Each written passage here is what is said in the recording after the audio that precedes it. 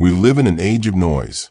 Opinions spray like water from a burst pipe, vague, angry, half-remembered, and always loud. We point fingers, label people, and summon moral storms with a single sentence. But noise is not the same as clarity. Words that are fuzzy breed fog in our minds. They breed resentment, aimlessness, and wasted energy. Be precise in your speech. This is not a mannered nicety. It is an operational rule for life. When we make our speech precise, we are not merely trading flourish for accuracy. We are giving structure to what was previously formless, and that structure is the starting point of change. Speak clearly about the problem, and the problem shrinks from an enemy to a location we can approach. Imagine a friend who says, "My life is a mess." Your heart tightens. You want to help, but the phrase is a fog. What does a mess mean? Money? Sleep? A relationship? If instead she says, "I haven't paid my last 3 bills. I'm late to work twice a week, and I avoid calling my sister," the map is suddenly clear. We can see the edges. We can act. Precision turns suffering into solvable tasks. Jordan Peterson puts it plainly. To be precise in your speech does 2 things. It specifies your goal, and it reduces uncertainty. Those are not abstract benefits. They are tactical advantages in the fight against chaos. When we name the problem, we confine it. When we define the aim, we create the path. Psychologically, imprecise speech is a vector for projection. Anger that lacks focus becomes blame aimed at the world, at bosses, at strangers, at society.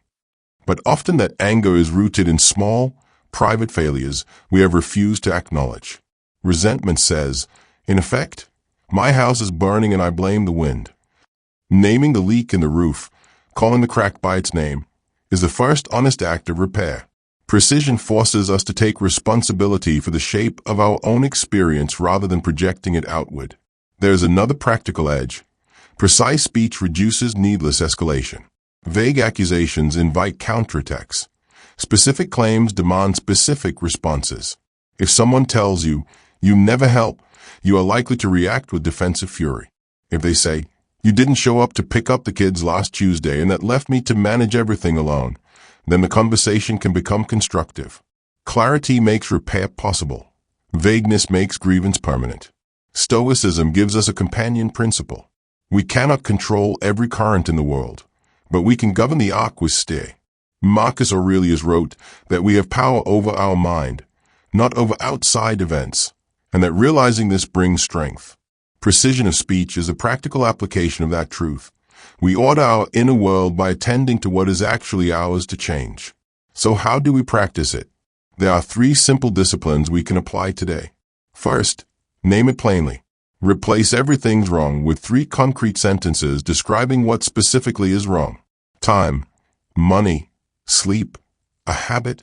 List them. Second, specify the outcome. Don't say, "I want to be better." Say, "I will be on time to work 5 days this week," or "I will call my sister on Sunday." Naming the endpoint gives your actions a vector. Third, measure it truthfully.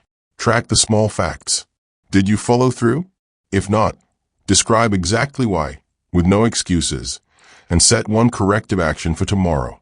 When we do this, when we use language as an instrument of clarification rather than as a weapon, speech becomes a tool to re-establish order. We stop broadcasting despair and start building.